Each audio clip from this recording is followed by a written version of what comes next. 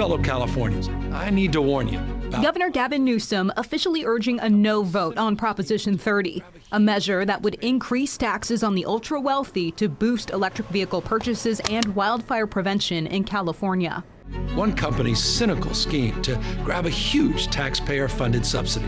This new ad provided to KCRA by the No on 30 campaign Monday, the group targeting rideshare company Lyft for being a major backer of the ballot initiative. Opponents of the measure say the company is trying to skirt its responsibility as the state bans the sale of most gas-powered cars by 2035 and will require rideshare company drivers to do most of their miles in EVs by 2030. Prop 30 is a Trojan horse that puts corporate welfare above the fiscal welfare of our entire state.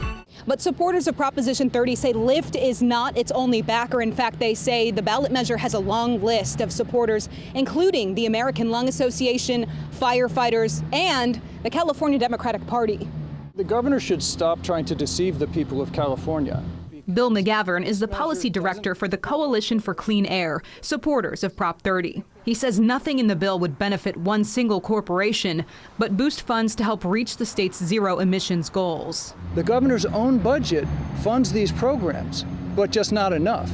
So he's saying that there's something wrong with us putting more money into the programs that he himself funds and oversees. Proposition 30 would tax an extra 1.75% on Californians making more than $2 million a year, providing an estimated $3 to $5 billion total annually. Supporters say the funds will go to state agencies to distribute the money. 45% would provide incentives for zero-emission vehicle purchases, 35% would provide charging stations, with more than half promised to be directed to lower-income communities, and 20% for wildfire prevention programs to help hire and train firefighters.